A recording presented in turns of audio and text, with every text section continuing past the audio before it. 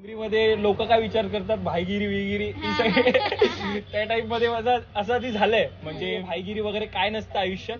आयुष्यात महत्वाचं असतं ते काम, पैसा आणि इज्जत. तर ते सगळं सोडून मी या मार्गाला लागलोय आणि जे काय ते तुमच्या समोर आहे. तर नमस्कार मंडळी, गपशप विथ पूजा मध्ये मी तुमचा लाडका चोंगी स्वागत करतोय एका अशी व्यक्ती जी काही दिवसात कॉन्टेंट क्रिएटरच्या इंटरव्ह्यू या माध्यमात एकदम धुमाकूळ घालणार आहे. तर त्या व्यक्तीचं नाव आहे पूजा. पहिल्यांदा कसं होतंय की माझ्या शो मध्ये मलाच कोणतरी वेलकम करतंय, पण हरकत नाही.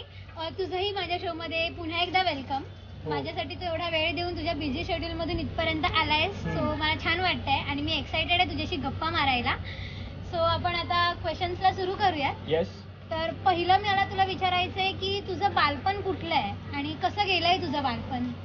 माझं बालपण जर सांगायचं झालं तर मी प्रॉपर मूळचा मुंबईचाच आहे आणि माझं बालपण डोंगरीमध्ये गेलंय. आता डोंगरीमध्ये लोक काय विचार करतात, भाईगिरी विगिरी त्या टाइप मध्ये माझं असं आधी झालंय. म्हणजे माझे जे मित्र होते, माझे आहेत 5-6 मित्र आहेत माझ्या एरियातले, ते एकदम आमची भाईगिरी वगैरे आधी एक टाइम असतो, आपलं रक्त गरम असतं, त्या टायमिंगला खूप असं झालंय. मग नंतर तिकडे जसं लहानाचा मोठा झालो, मग नंतर कळायला लागलं बाई हे भाईगिरी वगैरे काय नसतं आयुष्यात. आयुष्यात महत्वाचं असतं ते काम, पैसा आणि इज्जत. तर ते सगळं सोडून मी या मार्गाला लागलोय आणि जे काय ते तुमच्या समोर आहे. आम्ही तुला टीव्ही सिरियल्स मधून पाहतो आणि सोशल मीडियावरती आम्ही तुझे वेगवेगळ्या कंटेंट मध्ये रील्स सुद्धा पाहतो. तर मला हे तुला विचारायला आवडेल की ह्या क्षेत्रामध्ये यायचं हे तू आधीपासूनच ठरवलं होतंस का? ठरवलं असंच बोलू शकतो, कारण की माझ्या लाईफमध्ये ना मी आधी कधी असं ऍक्टिंग वगैरे कधी लहान असताना केलं नव्हतं. कधी कॉलेजमध्ये मी स्टेजवर पण उभा नाही राहिलो. तर माझं अशी खूप इच्छा होती. म्हणजे आमच्या फॅमिलीमध्ये बोलतात ना आर्ट, हे सगळ्यांमध्ये माझ्या बहिणी पण ब्युटिशियन आहेत, काय म्हणजे एक मेहंदी आर्टिस्ट आहे, कोण डान्सर आहे. तर असं आमच्यामध्ये लहानपणापासून आहे आणि माझी अशी खूप इच्छा होती की घरातल्यांना प्राऊड फील करून द्यायचं. तर असंच एकदा लहान असताना मी एक ऍड बघितली होती, एका लहान पोराची ऍड होती. तर मला असं झालं, लहान मुलगा ऍक्टिंग करू शकतो तर मी का नाही करू शकत, तर मी का नाही टीव्हीवर येऊ शकत. तर मी असं सहज पप्पांना बोललो होतो, तर पप्पा माझ्यावर हसले होते. काय टीव्हीवर येणं काय एवढं खाऊ आहे काय? आणि मला असं वाटायचं पप्पा तुम्ही ओळख लावली तर होऊ शकतं, पण पप्पांनी कधीच ह्याच्यात इनपुट टाकले नाही, कधीच नाही. तर मी खूप मागे लागलो. माझी जेव्हा 12th झाली त्यानंतर मग माझ्या पप्पांनी, माझ्या बहिणीने समजवलं वगैरे. मग नंतर माझं पाऊल पडलं पुढे आणि नंतर मी थिएटर चालू केलं माझ्या कॉलेजमध्ये. नंतर मी बऱ्याचशा गोष्टी केल्या. कुठलं कॉलेज तुझं? माझं भवन्स कॉलेज. आणि भवन्स कॉलेज पासून मी खरं तर माझी खरी सुरुवात झाली. तेव्हा मला ऍक्टिंग काय असतं हे कळलं आणि अजूनही मी शिकतोय. तर ठरवूनच बोलू शकतो याला, कारण की मला माझ्या आयुष्यात काहीतरी वेगळं करायचं होतं आणि मला हे माध्यम मिळालं. पण मस्त, तुझे जे आम्ही रील्स वगैरे पाहतोय ना, लोक खरंच खूप एन्जॉय करताय. खूप छान आहे हे, आम्हाला आवडतंय तुझं काम. थँक्यू. आणि मला हे विचारायला आवडेल की तुझं इन्स्टा आयडी चोंगी असं आहे, तर मग ह्या नावामागची स्टोरी काय आहे?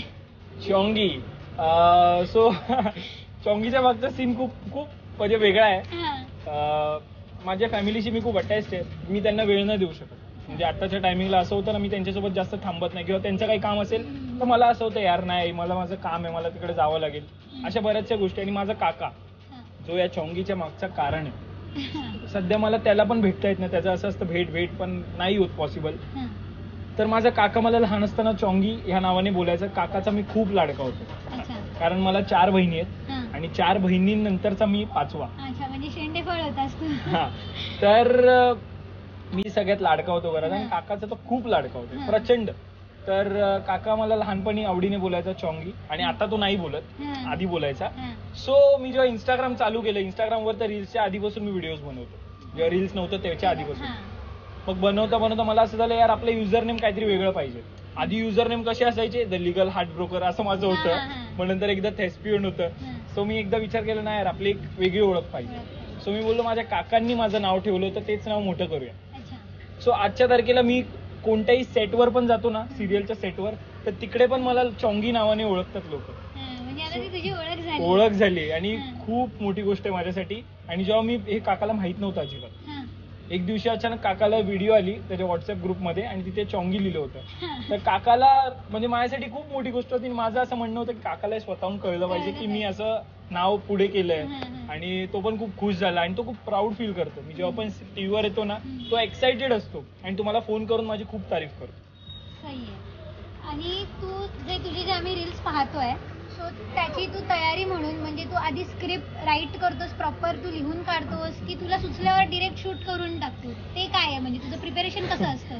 ह्याच्या मागचं प्रिपरेशन बोलशील तर माझं जे काय पास्ट एक्सपिरियन्स आहे तो आणि ह्याचं जे माझे फ्रेंड्स आहेत जसे अरुणेश आहे, मग अनमोल आहे, मग अभिजित आहे, मग अद्वैत आहे, बाकी बरीचसे असे माझे क्रिएटर फ्रेंड्स आहेत. त्यांना तुम्ही विचारू शकतात की भाई मी माझं असं कधीच होत नाही मी स्क्रिप्ट लिहून आलो आणि ते झालं. कधीच नाही. कारण आधी मला सवय होती, आधी जेव्हा मी युट्यूब व्हिडिओज करायचो तेव्हा स्क्रिप्ट लिहायचो. पण जेव्हापासून रील्स आलंय ना मी स्क्रिप्ट लिहिले मला असं आठवतच नाही.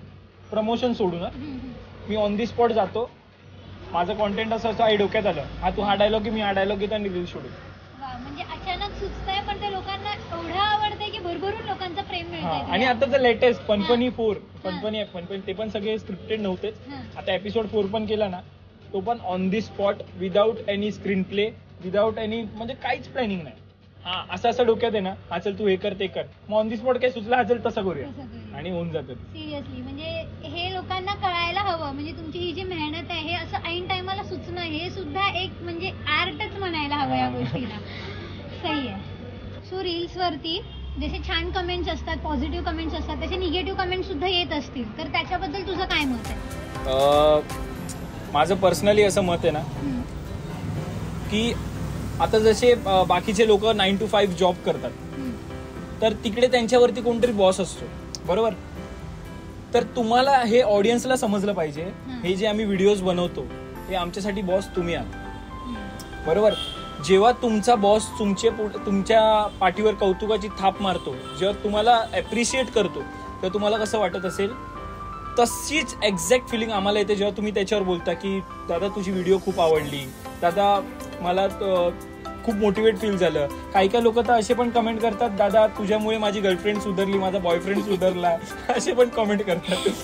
तर हे खूप भारी वाटतं आणि हे जेव्हा ऐकायला मिळतं ना तेव्हाच आपल्याला पुढे काहीतरी करायची एक पॉझिटिव्हिटी येते. तर मला असं वाटतं भाई आयुष्यात ना आपण एखाद्याचं चांगलं नाही करू शकत ना तर वाईट पण नाही करायचं.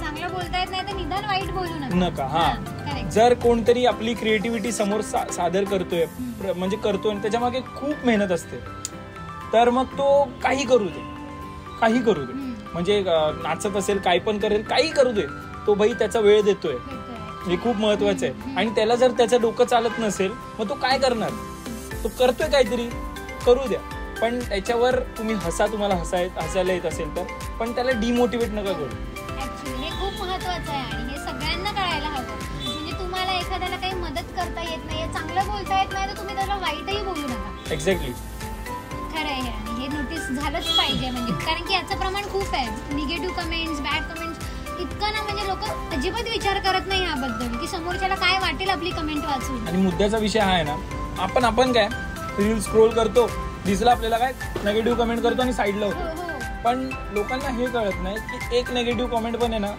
खूप कधी वाईट वाटतं मनाला की यार हे आपण एवढी मेहनत करतोय असं का बोलतोय. आपण बसल्या करतो पण बाई यार त्याला काय फील होत असेल या गोष्टीचा विचार नाही करत. आणि ऍक्च्युली असं बघायला गेलं तर ऑडियन्सवर आहे काय बोलायचं आणि काय नाही ते, पण तरी पण ऍज अ क्रिएटर आपल्याला वाईट वाटतं. किती दुर्लक्ष करायचा विचार केला तरी ते कुठेतरी लागतं, तर तसं नाही केलं पाहिजे मला असं वाटतं. सो तुझ्या रील्स बघून किंवा तुझं काम बघून जे लोक तुझ्या काम बघून जे इन्स्पायर होत आहेत त्यांच्यासाठी काय सजेशन देशील? इन्स्पायर होत आहेत त्यांच्यासाठी तर मी हेच सजेस्ट करेल की आयुष्यात काही न करण्यापेक्षा काहीतरी करणं खूप इम्पॉर्टंट आहे. हे माझं नेहमीचं बोलणं आहे, नेहमीचं. आणि तसंच मी पण फॉलो करत आलो. म्हणजे कधी कधी अशी वेळ येते माझ्याकडे की मला सुचत नाही काय, ब्लॉक होतो मी. तर मला असं होतं चल यार काहीतरी करूया. मग ते थोडकं असेल मध्ये येतात काहीतरी. असं गरजेचं नाही तू क्रिएटर आहे तर तू बाई चांगलेच कॉन्टेंट दिले पाहिजे. कधी तुझ्या असे नॉर्मल कॉन्टेंट मधून पण काहीतरी म्हणजे तुला शिकायला मिळतं. जागा बोल, एडिटिंग बोल, काय गोष्टी येतात. तर काहीतरी करणं इम्पॉर्टंट आहे. आणि तुम्ही तुमच्या आयुष्यात जर कुठे थांबला असाल तर थांबू नका. आयुष्यात नेहमी काही ना काही केलं पाहिजे. मग असं नाही विचार केला पाहिजे अरे मी असं केलं तर ह्याला कसं वाटेल, त्याला कसं वाटेल, लोक काय विचार करतील, लोक हे बोलतील. काही लोकांचा विचार करू नका आयुष्यात तुम्हाला जे वाटतं ते करा. मग ते काही असेल परत तेच जे आयुष्यात काही करा पण काहीतरी करणं इम्पॉर्टंट आहे. खूप महत्वाचं सजेशन दिलंयस तू आणि खरंच हे लोकांपर्यंत पोहोचणं गरजेचं आहे. आणि खूप लोक असे आहेत जी खरंच तुझे रील्स बघून मनापासून इन्स्पायर होत आहेत, इन्व्हॉल्व्ह होत आहेत, रिलेट करतायत लोक. त्यामुळे तुझं हे सजेशन खरंच लोकांना कामी येईलच नक्कीच. सो एखादी रील शूट करायच्या वेळेस किंवा एखादी रील बनवताना काय काय प्रॉब्लेम्स फेस करावे लागतात? प्रॉब्लेम्सच फेस करावे लागतात, अजून काय फेस नाही करावं लागत. तर एखादी रील बनवायची तर सगळ्यात आधी ना आपल्याला लोकेशनचा विचार करावा लागतो. म्हणजे एक प्रॉपर रील बनवायची असेल तर सगळ्यात महत्वाची गोष्ट तर लोकेशनचा विचार कर. मग लोकेशन नंतर मग तिकडचा परिसर, तिकडे वा कसला आवाज, कन्स्ट्रक्शनचं काम चालू असेल त्याचा आवाज, मग आपले को ऍक्टर्स आहेत ते आपल्याला तेवढा सपोर्ट करतात की नाही, मग कोणाच्या घरी करत असेल तर ते लोक तेवढा सपोर्ट करतात. कारण की सगळ्यांना तेवढा इम्पॉर्टंट नसते ही रील्स वगैरे जेवढं आपल्याला असतं. तर हे एक रील बनवायचं बोललं ना तर भाई कधी कधी दिवस निघून जातो, पण लोकांना ते 30 सेकंड 60 सेकंड असंच वाटतं. तर रील बनवण्याच्या मागे खूप स्ट्रगल असतो. तर तुम्ही प्लीज त्याला हलक्यात घेऊ नका.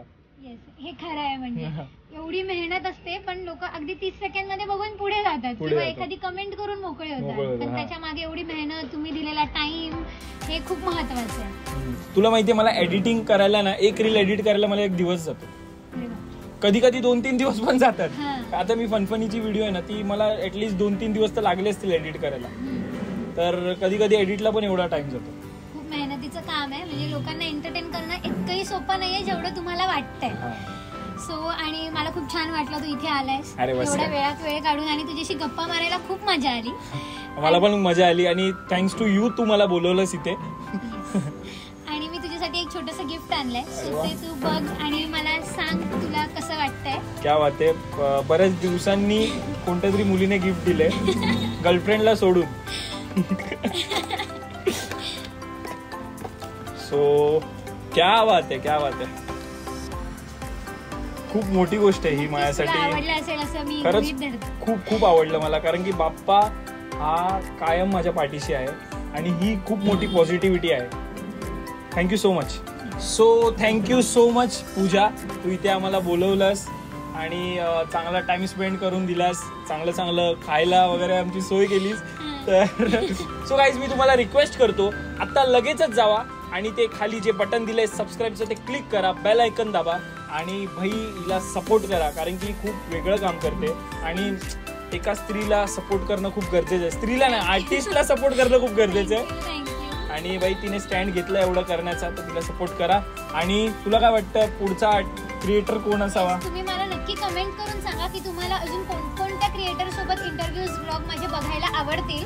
सो मला ते नक्की कमेंट करून सांगा. व्हिडिओ कसा वाटलाय तेही मला कमेंट करून सांगा. काय क्वेश्चन्स घ्यायला हवेत त्याचं तुमचं काही सजेशन असेल तर तेही मला नक्की कळवा.